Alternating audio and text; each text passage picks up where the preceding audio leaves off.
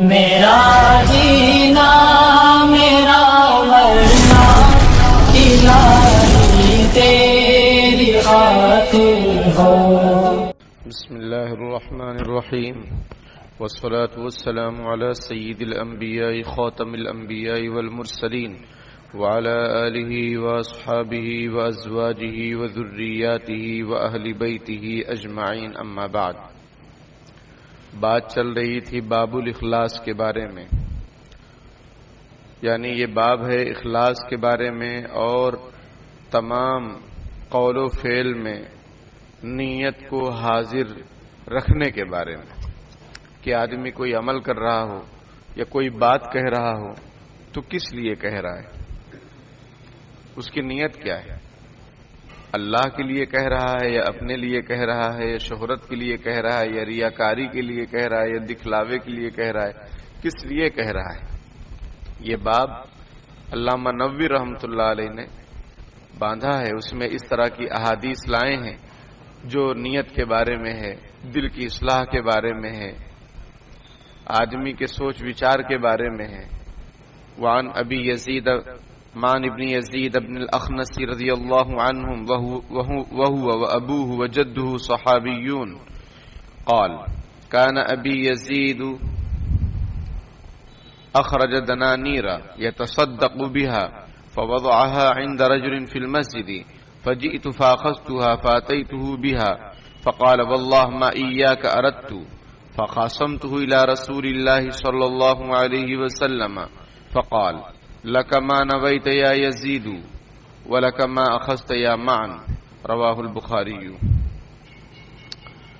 حضرت معن رضی اللہ تعالیٰ عنہ سے روایت ہے، اور حضرت معن رضی اللہ تعالیٰ عنہ کی کنیت ابو یزید ہے، اور ان کے والد کا نام یزید، ان کے دادا کا نام اخنس ہے۔ یہ تینوں لوگ یعنی حضرت معن، ان کے والد حضرت یزید اور نمبر 3 پر حضرت اخنس، یہ تینوں حضرات غزوہ بدر میں شریک تھے اور تینوں صحابی ہیں۔ سمجھ میں آئی بات؟ دادا بھی صحابی، بیٹا بھی صحابی، پوتا بھی صحابی، یہ بہت بڑی بات ہے۔ ان کی روایت ہے، حضرت معن رضی اللہ تعالیٰ عنہ روایت کرتے ہیں کہ ان کے والد حضرت یزید رضی اللہ تعالیٰ عنہ نے کچھ دینار نکالے صدقہ کرنے کے لیے۔ اب مسجد میں گئے، وہاں ایک آدمی بیٹھا ہوا تھا، اس کو وہ دینار سونے کے سکے کو کہتے ہیں، وہ دینار انہوں نے اس آدمی کو دے دیا کہ بھائی کوئی غریب محتاج آئے تو تم اس کو دے دینا۔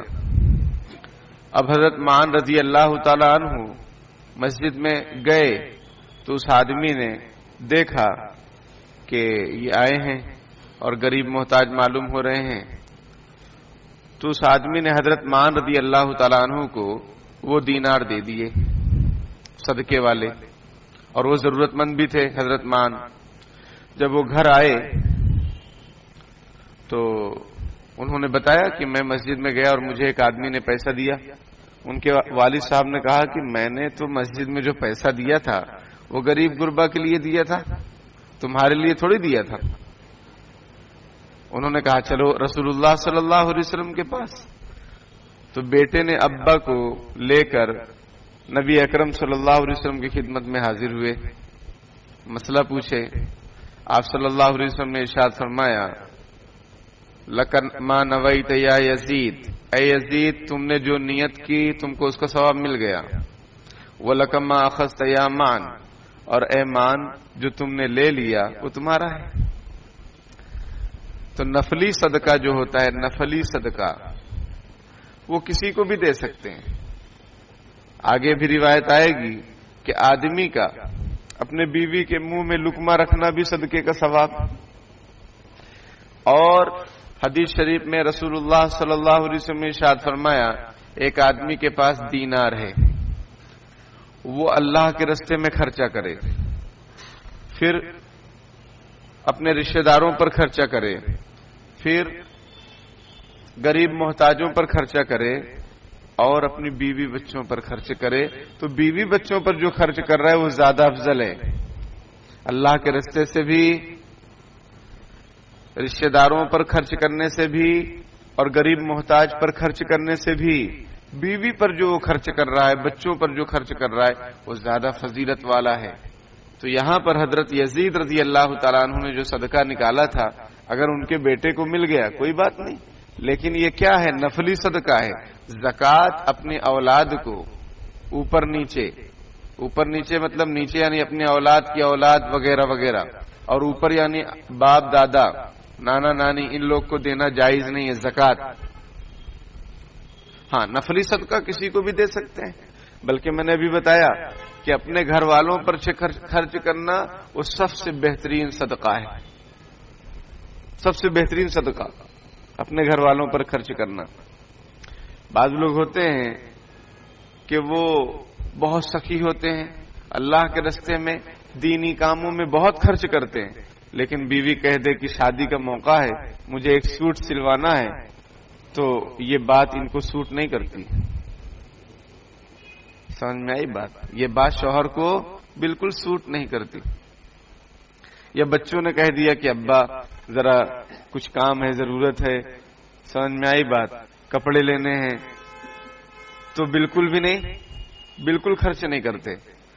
اور کوئی سفیر آ جائے مدرسے کا، سمجھ میں آئی بات، وہ کہے حاجی صاحب آپ کہاں ہیں، آپ کو ڈھونڈ رہے کب سے، تو یہ حاجی صاحب پھر چنے کے جھاڑ پہ چڑھ جاتے اور بیٹھ جاتے، پھر اترنے کا نام نہیں لیتے، اور اس کو 5,000 10,000 روپے بالکل مدرسے میں دیتے ہیں. میرے بھائیوں، آپ مدرسے میں خرچ کریں گے آپ کو ڈبل ثواب ہے.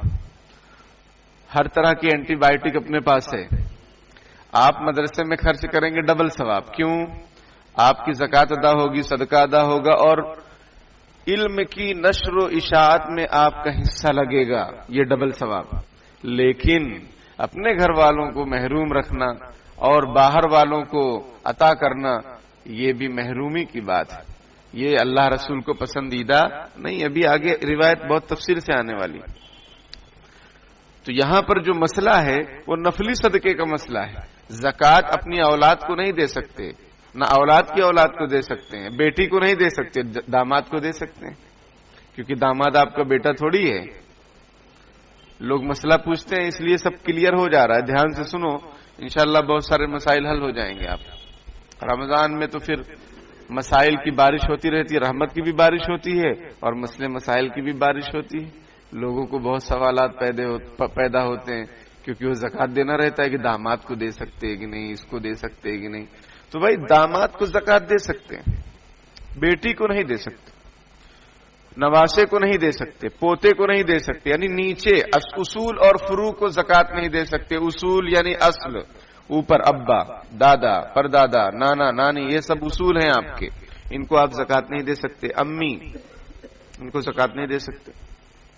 اور فروع جو آپ سے نکلے ہیں، آپ کا بیٹا پوتا بیٹی نواسا، ان لوگ کو آپ زکوٰۃ نہیں دے سکتے. اگر وہ ضرورت مند ہے نفلی صدقہ دو.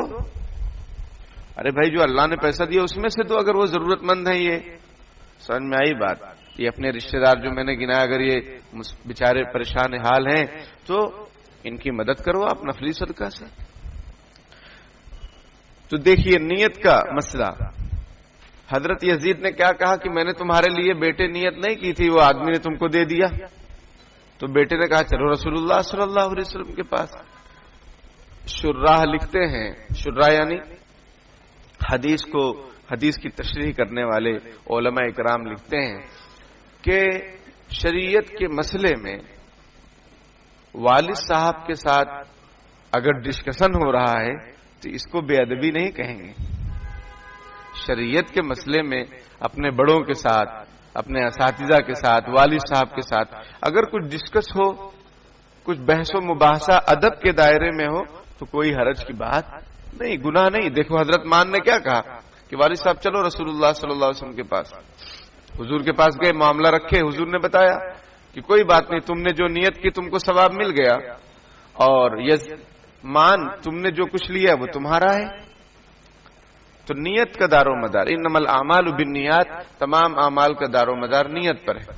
نیت آدمی نے کی تھی کہ بھائی مستحق کو پہنچ جائے، اب بیٹا ہی مستحق نکلا تو اچھی بات ہے، جیسا کہ میں نے بھی سمجھایا کہ گھر والے اگر ضرورت مند ہیں تو گھر والوں پر خرچہ کرو، اور گھر والوں کو ضرور لیکن ایک بات اور، ایسا نہیں ہونا چاہیے کہ آپ صرف اور صرف، آپ کو آج ایک حدیث شریف معلوم ہوگی، پہلے سے معلوم ہوگی کہ گھر والوں پر خرچ کرنا یہ بہترین صدقہ ہے، تو اب مدرسے والے آ رہے ہیں یا دین کا کوئی کام ہو رہا ہے تو آپ اس میں کہہ رہے ہیں بھائی پیسہ نہیں ہے، یہاں سے بچ ہی نہیں پا رہا ہے تو تم کو کیا دیں گے؟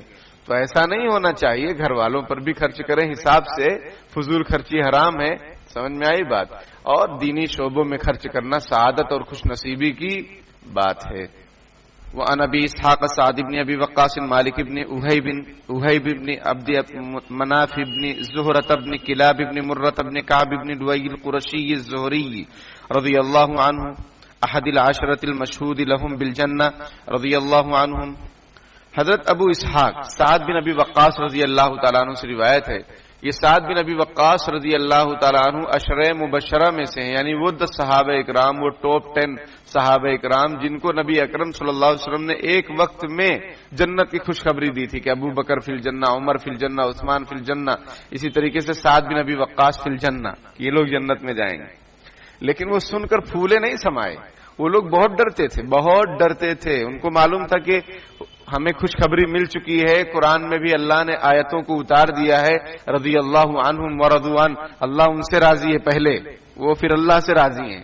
ایسا نہیں یہ لوگ اللہ سے راضی ہے، اللہ راضی ہے کہ نہیں، اللہ ان سے راضی ہو گیا اور یہ بھی اللہ سے راضی ہیں، یہ سب قرآن میں ہے۔ لیکن وہ لوگ بہت ڈرتے تھے اپنے اعمال سے، اپنے ایمان سے، خاتمے کے بارے میں کہ کیا ہوگا، میرا خاتمہ کیسا ہوگا، حساب کتاب کیسا ہوگا، یہ میرے پاس مال و دولت ہے تو اس کا کیا کروں میں، یعنی ڈرتے رہتے تھے۔ یہ صحابہ کرام کی شان، اور ہم لوگ کرتے کچھ نہیں، سمجھ میں آئی بات؟ بگھارتے بہت ہیں اور ڈرتے بالکل نہیں کہ بھائی میرا عمل قبول ہوا کہ نہیں ہوا، سمجھ میں، بس کرے جا رہے ہیں، صبح ہو رہی شام ہو رہی، زندگی یوں ہی تمام ہو رہی۔ ایسا نہیں، ڈرنا چاہیے، کرنا بھی چاہیے، ڈرنا بھی چاہیے۔ نماز پڑھے تو بعد میں نماز کے بعد استغفار ہے کہ نہیں ہے؟ 1 مرتبہ اللہ اکبر اور 3 مرتبہ استغفر اللہ، وہ کیوں؟ ایسے ہی کہ اے اللہ پتہ نہیں نماز قبول ہوئی کہ نہیں، جیسے پڑھنا چاہیے ویسے پڑھے کہ نہیں، یہ خیال ہونا چاہیے۔ کوئی بھی نیکی کریں اس کے بعد ڈریں کہ پتہ نہیں اللہ کے دربار میں قبول ہوگی کہ نہیں، پیارے اللہ قبول فرما لیجئے۔ عمل کے اپنے اساس کیا ہے؟ بجز ندامت کے پاس کیا؟ اپنے عمل کی کوئی حیثیت نہیں ہے، بس شرمندگی ہی شرمندگی ہے، بس اللہ پاک اس بندگی کو قبول کر لیجئے، ڈرنا چاہیے۔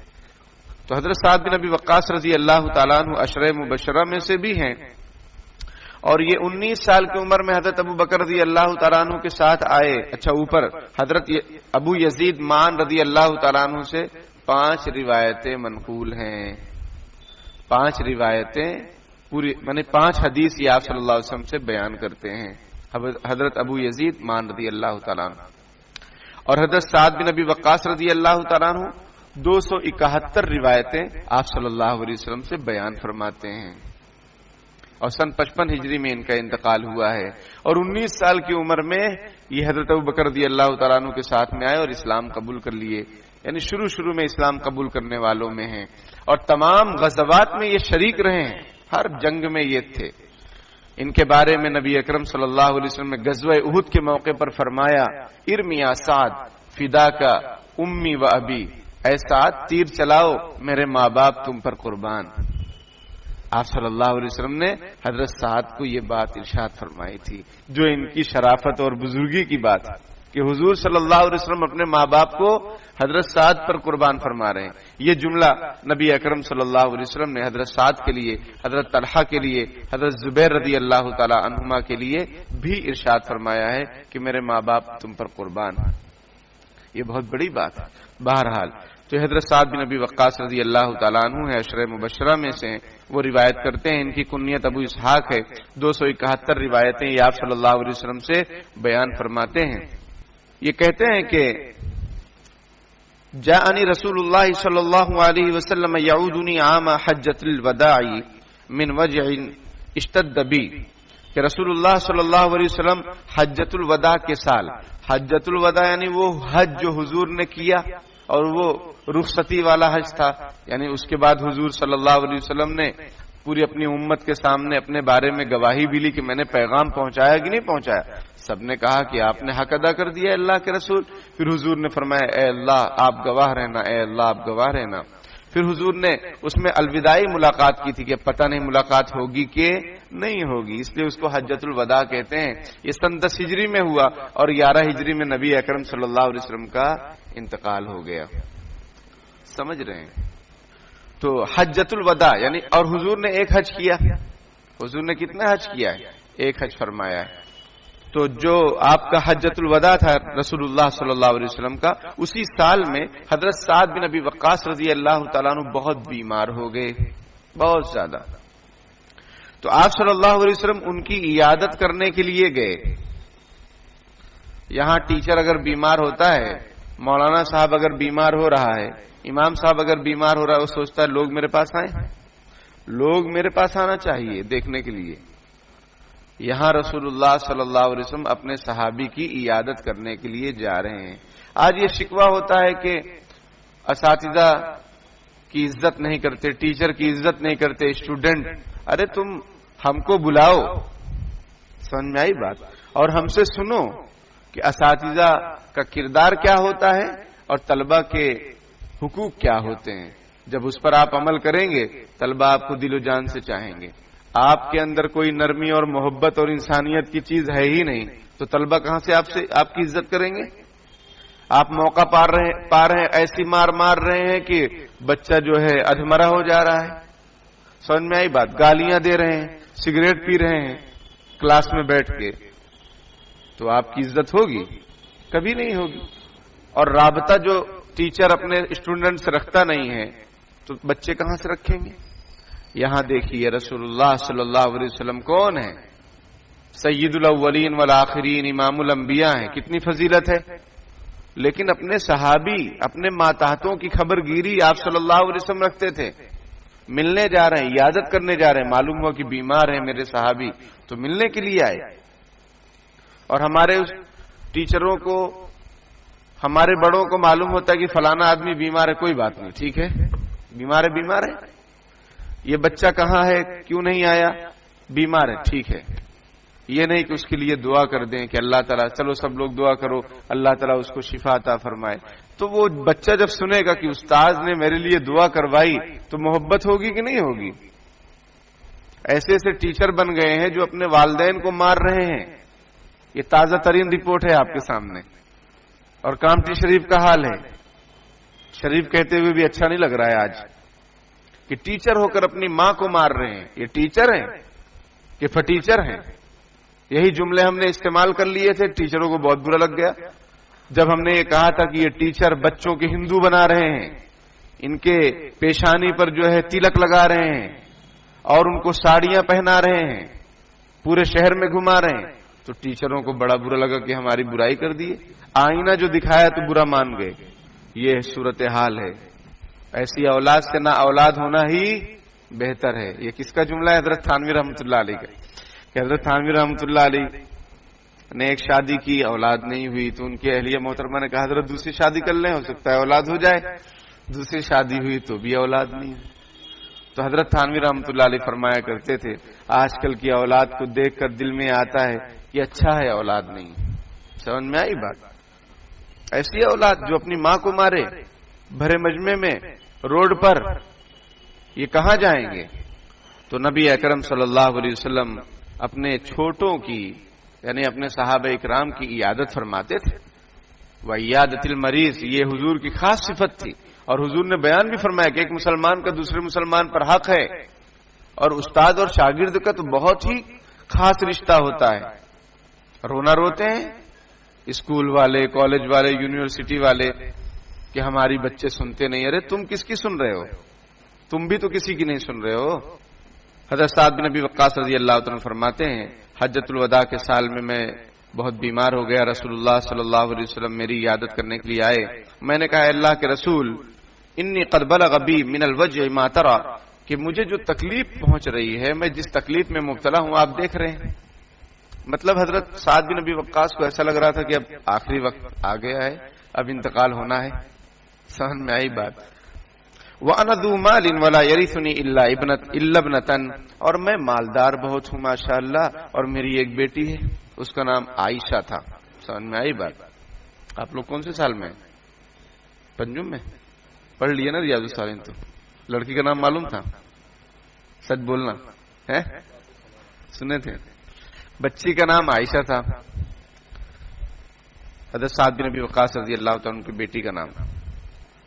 تو کہنے لگے میری ایک ہی بیٹی اور میرے پاس مال بہت زیادہ ہے، یعنی یہ چاہ رہے تھے کہ میں وصیت کر دوں سب یا آدھا، ابھی آئے گا۔ افاتصدق بثلثی مالی، اے اللہ کے رسول کیا میں اپنے 2/3 مال کو اللہ کے راستے میں صدقہ کر دوں؟ حضور نے فرمایا لا، نہیں۔ قلت فالشطر یا رسول اللہ، میں نے پوچھا اللہ کے رسول آدھا؟ حضور نے فرمایا نہیں۔ میں نے پوچھا ثلث یا رسول اللہ، 1/3 صدقہ کر دوں؟ حضور نے فرمایا الثلث والثلث کثیر او کبیر، فرمایا ٹھیک ہے ثلث 1/3 صدقہ کر دو، لیکن یہ 1/3 بھی بہت زیادہ ہے یا بہت بڑا مال کا حصہ ہے۔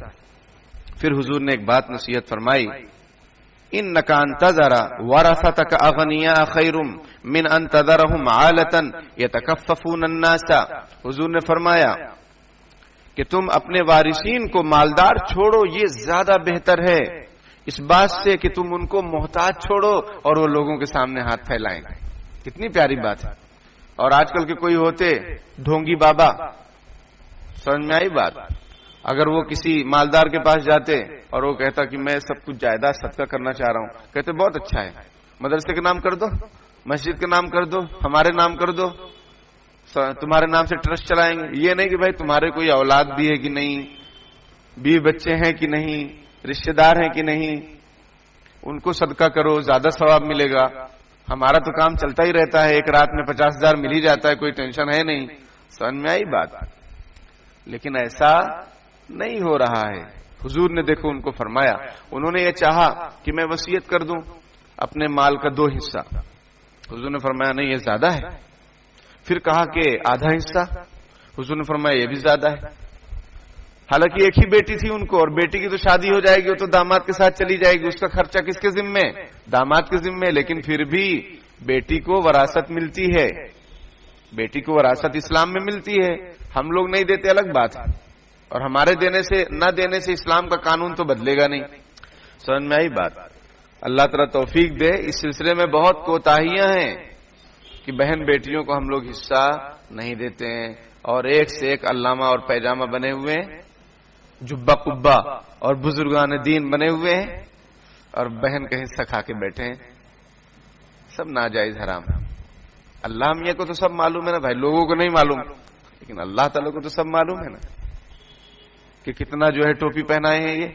بہرحال پھر انہوں نے پوچھا اللہ کے رسول میں 1/3 مال صدقہ کر دیتا ہوں، حضور نے فرمایا ٹھیک ہے 1/3، لیکن 1/3 بھی زیادہ ہے۔ اب اس سے شریعت کا قانون بن گیا کہ اگر کوئی آدمی اپنے مال میں وصیت کرنا چاہتا ہے تو 1/3 مال تک وصیت کر سکتا ہے۔ اب وصیت کا کیا مطلب ہوتا ہے؟ ایک آدمی کا انتقال ہونے والا ہے، اب وہ سوچ رہا ہے کہ بھائی میں نے بہت زیادہ نیکیاں کی نہیں ہیں، کچھ اللہ کی راہ میں صدقہ کر دیں، مسجد کے لیے زمین دے دیں، 7 پلاٹ دے دیں، اور مدرسے میں کچھ خرچہ کر دیں، یا پھر کچھ اور مطلب کسی کو دے دیں۔ وصیت کر رہا ہے وہ کہ میرے مرنے کے بعد یہ وارثین کے پاس تو ٹائم رہے گا نہیں، لیکن جو میں نے صدقہ کیا ہے اس سے مجھے ثواب ملتا رہے گا۔ ایک شخص کا واقعہ ہے کہ اس کو انگور بہت پسند تھا، تو وہ نکلا اپنے جو ہے آفس میں جانے کے لیے، رستے میں ٹھیلے پر دیکھا کہ انگور بک رہے ہیں، اس نے 2 کلو انگور خریدا اور گھر پر آ کر دیا، کہنے لگا کہ یہ انگور ہیں، انشاءاللہ شام میں آتے ہیں۔ پھر وہ آفس چلا گیا، رات میں آیا تو پتہ چلا کہ سارے انگور ختم۔ وہ فوراً گھر سے نکلا، گیا کسی جگہ، اور پھر دیر رات لیٹ نائٹ وہ گھر میں آیا تو گھر والوں نے پوچھا آپ کہاں چلے گئے تھے؟ کہنے لگا کہ میں گیا تھا ایک جگہ، پلاٹ تھا، اس کو میں نے خریدا اور اس کو مسجد کے نام پر میں نے رجسٹری کر دیا کہ میرے مرنے کے بعد مجھے صدقہ جاریہ کے طور پر اللہ تعالیٰ کی طرف سے ثواب ملتا رہے گا، مسجد میں جب تک نماز پڑھی جائے گی مجھے ثواب ملتا رہے گا، کیونکہ 2 کلو انگور میں نے رکھے اس کا تو میرے لیے لحاظ رکھا نہیں گیا، میرا خیال کیا نہیں گیا، تو میرے مرنے کے بعد میری جائیداد میں آپ لوگ کیا میرا لحاظ رکھو گے، خیال رکھو گے؟ اس لیے میں نے اپنی آخرت کی تیاری کرنے کے لیے مسجد وقف کر کے، مسجد کی زمین وقف کر کے آ رہا ہوں۔ تو یہ ہماری صورتحال ہے۔ سمجھ میں آئی بات؟ قبرستان جانا کب ہوتا ہے؟ جب کوئی میت ہو تو جاتے ہیں اور وہاں جا کے بات کرتے رہتے ہیں۔ سمجھ میں آئی بات؟ یہ نہیں کہ اپنے مرحومین کے قبر پر چلے جائیں اور ان کو ایصال ثواب کریں، ایسے تو جاتے نہیں۔ اسی بہانے اگر جانا ہوا ہے تو اپنے مرحومین کے فردن ملاقات کر لیں، وہ کتنا خوش ہوں گے۔ لیکن موقع کہاں ہے ہمارے پاس؟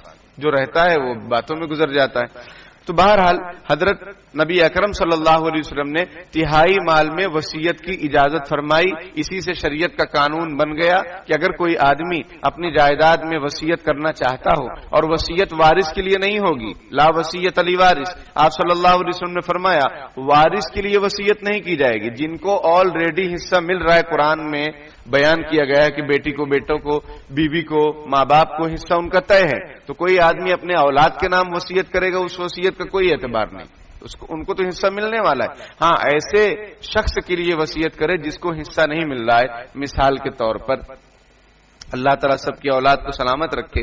مان لیجئے کسی آدمی کے بیٹے کا انتقال ہو گیا زندگی میں، اب اس کے پوتے وغیرہ ہیں، اب بیٹے کا تو انتقال ہو گیا، اب اس کی دوسرے بھی بیٹے ہیں، ان کی بھی اولادیں ہیں، اس کے دوسرے بھی بیٹے بیٹی ہیں۔ سمجھ میں آئی بات؟ اب یہ انتقال ہو جائے گا اس آدمی کا، تو پوتے کو حصہ نہیں ملتا ہے۔ دادا کی جائیداد میں پوتے کو حصہ نہیں ملتا ہے، جبکہ بیٹا بیٹی موجود ہوں۔ تو اس کے 2-3 بیٹے بیٹی اور ہیں، ان کو حصہ مل گیا، اور وہ مرحوم جو بیٹا تھا بیچارہ، وہ تو پہلے سے انتقال ہو گیا، تو اس کو بھی حصہ نہیں ملے گا کیونکہ پہلے سے انتقال ہو گیا وہ۔ اب پوتے کو ملنے والا نہیں ہے، تو دادا نے سوچا کہ وصیت کر دیں کہ بھائی وہ فلاں کا پلاٹ جو ہے گوڑ پھوڑ میں، وہ میرے پوتے کے لیے۔ سمجھ میں آئی بات؟ وہ میرے پوتے کے لیے، تو یہ وصیت مانی جائے گی، تہائی مال میں وصیت نافذ کی جائے گی۔ اور اگر کوئی آدمی تہائی مال سے زیادہ وصیت کرتا ہے تو وارثین کی رضامندی اگر سب کی ہوگی تو اس وصیت کو نافذ کریں گے۔ اگر وارثین آبجیکشن اٹھا لیں تو پھر تہائی مال میں وصیت نافذ ہوگی، بقیہ پھر جائیداد وارثین میں تقسیم ہوگی۔ ہم نے پہلے بھی سمجھایا تھا، پھر سے سمجھا دے رہے ہیں کیونکہ یہ مسائل بڑے نازک ہیں، اور قیامت کی نشانیوں میں سے ایک نشانی ہے کہ میراث کے مسائل کا علم اٹھا لیا جائے گا، لوگوں کو میراث کے مسائل کا علم ہی نہیں ہوگا۔ یہ قیامت کی نشانیوں میں سے، یہ بھی نشانی میں سے ہے کہ جائیداد صحیح تقسیم نہیں ہوگی، یہ بھی ہے۔ تو انسان کا انتقال ہوتا ہے، 4 معاملات اس کے ساتھ لگتے ہیں شریعت کے۔ نمبر 1، اس کی تجہیز و تکفین جو ہوگی اس کے پیسے سے ہوگی، مرحوم کے۔ کوئی اگر کر دے اچھی بات ہے، ورنہ اس کے مال میں 4 معاملات آتے ہیں۔ نمبر 1 تجہیز و تکفین، نمبر 2 قرضہ۔ اگر مرحوم نے قرضہ لیا ہے تو سارا مال قرض کی ادائیگی میں اگر جا رہا ہے جانے دو۔ مان لو 50 لاکھ روپے مرحوم کا ہے لیکن 55 لاکھ روپے ان پر قرضہ ہے، تو 50 لاکھ روپے دو بھائی، سب قرضے میں جائے گا، جائیداد وائداد تقسیم نہیں ہوگی۔ لیکن ہمارے یہاں کیا گمان ہے، مرحوم کا انتقال ہوتا ہے فوراً جائیداد کی تقسیم کی فکر، وصیت مرحوم نے کیا کہ نہیں کیا، پھر قرضہ ان پر ہے کہ نہیں، اس کو دیکھیں گے بعد میں، لیکن پہلے جائیداد کی تقسیم کی فکر ہوتی ہے۔ یہ سب بالکل غلط بات ہے۔ نمبر 1 تجہیز و تکفین۔ نمبر 2 اگر مرحوم کے ذمے قرضہ ہے تو قرضہ ادا کیا جائے گا۔ پھر اس کے بعد جو جائیداد بچی ہے، اگر مرحوم نے وصیت کی ہے تو تہائی مال میں وصیت نافذ کی جائے گی، تہائی مال سے کم کی ہے تو اس میں وصیت نافذ کی جائے گی، اور بہت زیادہ کی ہے تو اگر سب وارثین راضی ہیں تو وصیت مانی جائے گی، اور راضی نہیں تو تہائی مال میں وصیت نافذ کی جائے گی، عمل کیا جائے گا۔ پھر نمبر 4 پر جائیداد کی تقسیم، جو کچھ بچا وہ پھر مرحوم کے وارثین میں تقسیم ہوگا۔ یہ شریعت کا قانون ہے۔ تو حضور نے جو اجازت دی وہ تہائی مال میں اجازت دی کہ آدمی کا انتقال ہونے لگتا ہے، وہ سوچتا ہے کچھ پُن اور کچھ نیکی کے کام کر لیں، زندگی میں بہت چندے والوں کو بھگایا تھا، چلو اب کچھ مدرسے کے نام پہ دے دیتے ہیں۔ سمجھ میں آئی بات؟ یہ تو اگزامپل میں دے رہا ہوں، کوئی بھی نیکی کا کام ہو، رفاہی کام ہو، اس میں وصیت آدمی کر سکتا ہے۔ سمجھ میں آئی بات؟ تو شریعت کا یہ قانون بن گیا کہ تہائی مال میں وصیت کر سکتے، اس سے زیادہ میں پھر کیا ہے، وارثین کا نقصان ہے۔ حضور نے کیا فرمایا کہ بھائی تم اپنے گھر والوں کو مالدار چھوڑو، یہ بہت اچھی بات ہے کہ ان کو تم غریب چھوڑو اور پھر ان لوگوں سے مانگتے پھریں، ہاتھ پھیلائیں. نہیں، اپنے گھر والوں کو، اپنے بیوی بچوں کو مالدار چھوڑو، یہ بہت اچھی بات. یہ حضور کی تعلیم ہے. مال وبال نہیں ہے. وبال اس وقت ہوتا ہے جبکہ اس کا حق ادا نہ کیا جائے، زکوٰۃ ادا نہ کی جائے، صدقہ خیرات نہ کیا جائے تو وبال بنتا ہے. ورنہ اگر اس کے حقوق ادا کیے جائیں، مال کے صحیح استعمال کیا جائے تو مال سے اگر ہوگا تو اعمال میں اضافہ ہوگا. آپ کے، آپ حج عمرہ کر سکتے ہیں، آپ زکوٰۃ ادا کر سکتے ہیں. سمجھ میں آئی بات؟ آپ قربانی کر سکتے ہیں. یہ کب؟ جبکہ پیسہ ہو. تو پیسہ کچھ لوگ سمجھتے ہیں مال یہ ہاتھوں کا میل ہے. عجیب بات ہے، ہاتھوں کا میل نہیں ہے یہ، بلکہ یہ اللہ کی نعمت ہے. میل نعمت ہے. میل کوئی آدمی کہتا ہے کہ واہ کیا میل ہے، میل دیکھ کر آدمی جو ہے اس کو دھوتا ہے مل مل کے. اور آج کل تو کم ہے، ورنہ کورونا کال میں تو جو کالے لوگ تھے ان کا یہ حصہ، ہاتھ کا حصہ وائٹ ہو گیا تھا، دھو دھو کے. سمجھ میں آئی بات؟ تو آپ صلی اللہ علیہ وسلم فرمایا کہ اے سعد، تم اپنے وارثین کو مالدار چھوڑو، یہ بہت اچھی بات ہے اس سے کہ تم ان کو غریب چھوڑو، وہ لوگوں کے سامنے ہاتھ پھیلائیں. اس لیے ایک بزرگ حضرت مولانا حضرت حافظ غلام حبیب صاحب رحمۃ اللہ علیہ، جو حضرت مولانا ذوالفقار نقشبندی دامت برکاتہم کے شیخ ہیں، ان کا ایک جملہ ہے لا ایمان لمن لا مکان اللہ. اس کا ایمان نہیں جس کا مکان نہیں. یہ حدیث شریف نہیں ہے. حدیث شریف تو یہ ہے کہ لا ایمان لمن لا امانت اللہ، اس کا ایمان نہیں جس میں امانت داری نہیں. یہ حدیث ہے. لیکن وہ بزرگ کیا فرماتے تھے؟ لا ایمان لمن لا مکان اللہ، اس کا ایمان نہیں جس کا مکان نہیں. کیوں؟ اس لیے کہ وہ فرماتے تھے کہ بیوی بچے ہیں، اگر انتقال تم کر جاؤ گے تو یہ بیوی بچے کہاں جائیں گے؟ اس لیے ان کے لیے مکان کا انتظام کرو تاکہ وہ اپنے سر کو ڈھانپ سکیں اور عزت سے رہ سکیں. ورنہ کرایہ کا ٹینشن، مکان مالک کا ٹینشن، اور وہ کہاں در در بھٹکیں گے. اور وراثت تو ملتی نہیں ہے. وراثت تو کہاں مل رہی ہے؟ اللہ تعالیٰ ہی توفیق دے لوگوں کو کہ وہ صحیح طریقے سے وراثت کی تقسیم کریں، ورنہ ظلم ہے. تو دیکھیے کتنی پیاری بات وہ فرماتے تھے کہ اس کا ایمان نہیں جس کا مکان نہیں. یعنی آدمی کو کوشش کر کے اپنا مکان بنانا چاہیے تاکہ اس کے وارثین، اس کے گھر والے، اس کے بیوی بچے پریشان نہ ہوں. سمجھ میں آئی بات؟ وَإِنَّكَ لَن تُنْفِقَ نَفْقَةً تَبْتَغِي بِهَا وَجْهَ اللَّهِ إِلَّا أُجِرْتَ عَلَيْهَا. اور حضرت نبی اکرم صلی اللہ علیہ وسلم نے ارشاد فرمایا بے شک جو کچھ بھی تم خرچ کرتے ہو اور اس سے اگر اللہ کی رضا مقصود ہو تو تم کو اس پر ثواب ملے گا. جو کچھ بھی خرچ کر رہے ہو اگر اللہ کے لیے خرچ کرو گے تو ثواب ملے گا، اور اگر اللہ کے لیے نہیں خرچ کر رہے ہو تو ثواب نہیں ملے گا. حتی ما تجعل فی امرأتک، یہاں تک کہ جو تم لقمہ اپنی بیوی کے منہ میں رکھتے ہو اگر اس میں بھی تم اللہ کی خوشنودی کی نیت کر لو کہ اللہ مجھ سے راضی ہو جائے تو اس میں بھی آپ کو ثواب ملے گا. آج کل لقمہ کھلاتے ہیں، آج کل فیٹ مارتے ہیں. سمجھ میں آئی بات؟ منہ پہ. حالانکہ نبی اکرم صلی اللہ علیہ وسلم نے ارشاد فرمایا من ضرب احدکم فلیتق الوجہ، اگر تم میں سے کوئی کسی کو مار رہا ہے وہ چہرے سے بچے. چہرے سے بچے. انگلش میں چہرے کو کیا بولتے ہیں؟ The face. فیس نہیں، دا فیس. دا لگتا ہے کہ نہیں؟ اور دا امپورٹنٹ پر لگتا ہے کہ ایسی چالو چلر چیز پر لگتا ہے. تو یہ چہرہ یہ مرکز حسن ہے. اگر کسی کی شادی ہو اس کو چہرہ نہ دکھایا جائے تیار ہوگا؟ بتاؤ. صرف گردن سے دکھایا جائے، چہرہ چھپا دیا جائے، وہ راضی ہوگا شادی کرنے کے لیے؟ کبھی راضی نہیں ہوگا. کہے گا فیس ٹو فیس دیکھیں گے فیس کو تبھی شادی کریں گے. تو فیس یعنی چہرے کی کتنی اہمیت. تو نبی اکرم صلی اللہ علیہ وسلم نے چہرے پر مارنے سے منع فرمایا. ہم لوگ چھوٹے بچوں کو یا کبھی کبھی کوئی ظالم جابر شخص رہتے ہیں بیوی کو چہرے پر مار دیتے ہیں، یہ بالکل ناجائز اور حرام. حضور نے منع فرمایا. تو حضور فرما رہے ہیں کہ یہاں تک کہ تم اپنی بیوی کے منہ میں جو لقمہ رکھ رہے ہو کھلانے کے لیے اس میں بھی تمہیں صدقے کا ثواب ملے گا اگر تمہاری نیت اللہ کی رضامندی ہو تو. یا بیوی کا دل خوش کرنا ہو کہ میری بیوی ہے اتنا خدمت کرتی ہے. لیکن بچوں وغیرہ کے سامنے نہیں کرنا چاہیے. تھوڑا شرم و حیا کا بھی لحاظ رکھنا چاہیے. سمجھ میں آئی بات؟ بچے وغیرہ اس کو تھوڑا اچھی نگاہ سے نہیں دیکھتے ہیں، حالانکہ وہ کچھ سمجھتے نہیں لیکن ان کو عجیب لگتا ہے. تو اس لیے احتیاط کرنا چاہیے بچوں کے سامنے. لیکن اگر آپ اکیلے ہیں، میاں بیوی ہیں، تو اس بات پر عمل کیجئے جو حضور نے اپنے زبان مبارک سے ارشاد فرمائی ہے کہ آدمی کا اپنے بیوی کے منہ میں لقمہ رکھنا بھی صدقے کا ثواب ہے اگر وہ نیت کرے کس کی؟ اللہ کی رضامندی کی۔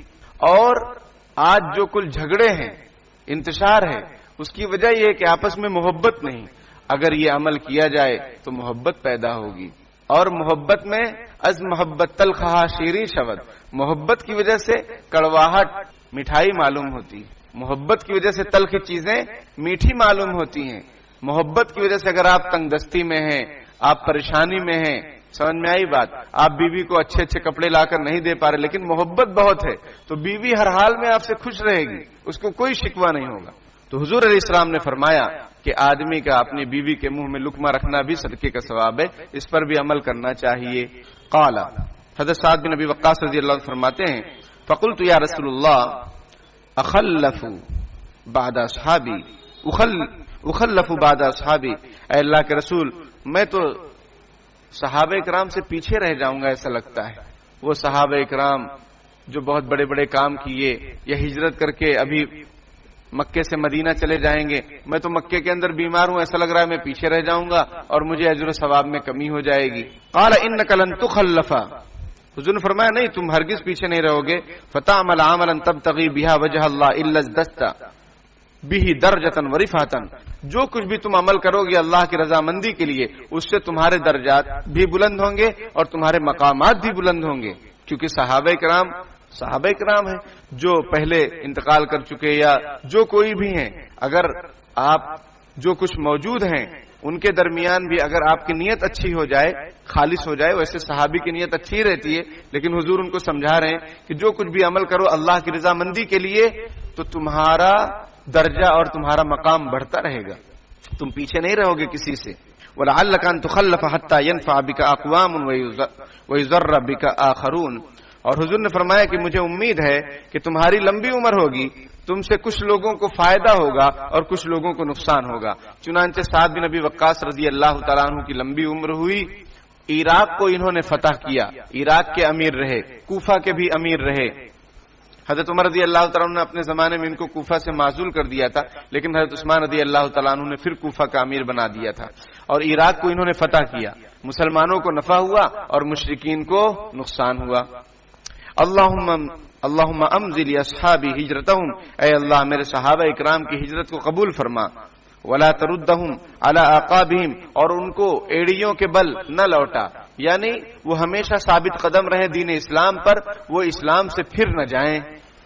ایسا بھی ہوا ہے کہ کچھ لوگوں نے اسلام قبول کیا اور بعد میں مرتد ہو گئے، ایسا بھی ہوا۔ تو حضور فرما رہے ہیں کہ میرے صحابہ اکرام جمے رہیں، کوئی مرتد نہ ہو۔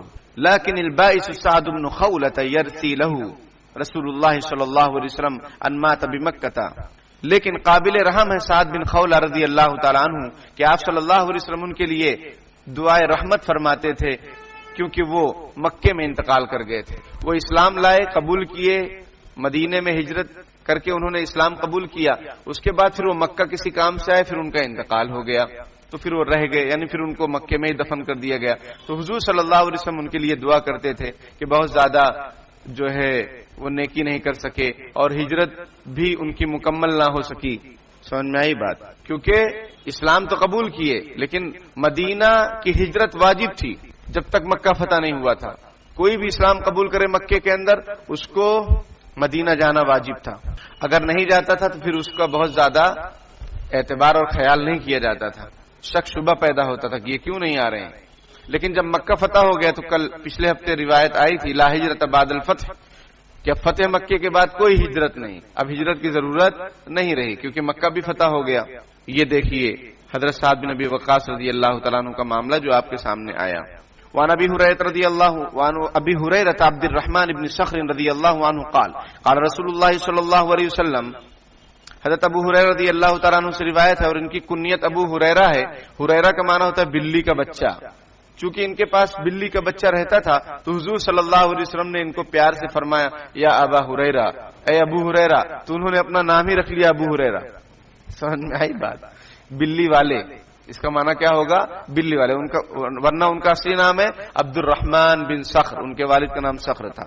یہ غزوہ خیبر کے موقع پر اسلام قبول کیے ہیں. سب سے زیادہ روایتیں ان سے مروی ہیں، 5374 روایتیں. حضرت عائشہ سے کتنی ہے؟ 2224 روایتیں تقریباً حضرت عائشہ سے ہیں.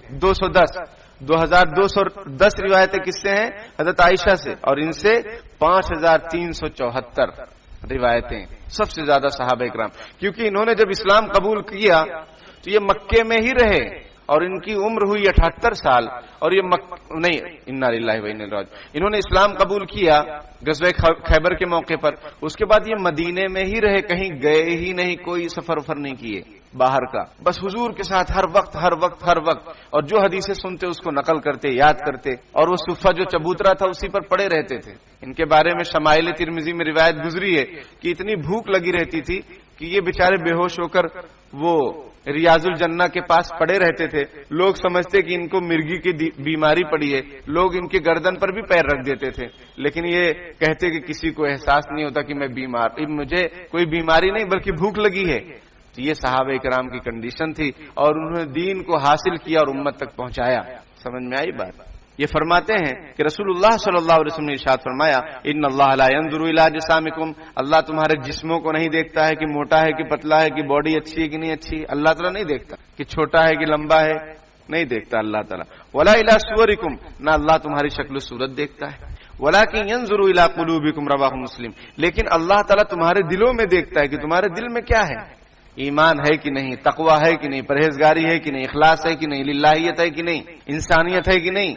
اللہ دلوں کو دیکھ کہ نماز کیوں پڑھ رہا ہے، صدقہ خیرات کیوں کر رہا ہے، زکات کیوں دے رہا ہے، حج کیوں کر رہا ہے، عمرہ کیوں کر رہا ہے، خدمت خلق کیوں کر رہا ہے، بیمار کی عیادت کیوں کر رہا ہے، تاکہ فوٹو آ جائے. ایک کیلا دیتے ہوئے 10 لوگ ایک کیلے کو پکڑ کے بیمار کو دے رہے ہیں، ایک کیلا 10 لوگ دے رہے ہیں، تو یہ کیا ثواب ملے گا بتائیے؟ مدد کیجئے لیکن شرمندہ مت کیجئے. فوٹو ضروری ہے.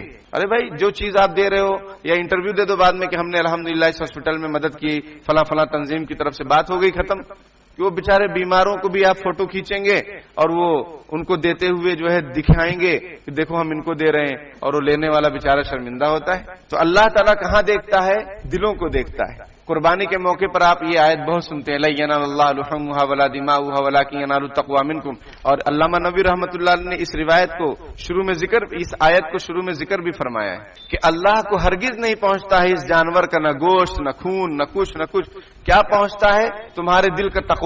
تمہارے دل میں اخلاص اور الہیت، شوق اور جذبہ ہے، وہ اللہ قبول فرماتے ہیں. اگر نہیں ہے، ریاکاری دکھلاوا ہے، تو یہ پھر جانور سے کوئی مطلب نہیں. تو اس لیے ہمیں چاہیے کہ ہم ہر عمل میں، ہر کام میں، بولنے سے پہلے، عمل کرنے سے پہلے اپنی نیت کو ٹٹولیں اور اللہ کے لیے خالص کریں. شک شبہ ہو، وسوسہ ہے، اس کی طرف توجہ نہ دیں. بس اللہ کے لیے کرنا ہے. دل میں آیا کہ چلو اللہ کے لیے یہ کام کر دیں. اب دل میں آیا، پہلے یہ نیت آئی، اب جب آپ کرنے لگے دل میں بہت سارے خیالات آ رہے ہیں، اس کی طرف توجہ مت دو، کیونکہ شروع میں کیا نیت آئی تھی؟ اللہ کے لیے. بس وہ اخلاص ہے، وہ للہیت ہے. اب وسوسوں کے ٹینشن میں مت آؤ. لیکن شروع میں ہی فساد ہو نیت میں کہ اپنے کو یہ کام کرنا ہے تاکہ الیکشن لڑنا ہے، ممبر بننا ہے، تو کچھ نہ کچھ تو کرنا پڑے گا سیوا. تو اس میں کوئی ثواب ملنے والا نہیں، کیونکہ شروع سے نیت فاسد ہے. اللہ تعالیٰ عمل کی توفیق عطا فرمائے.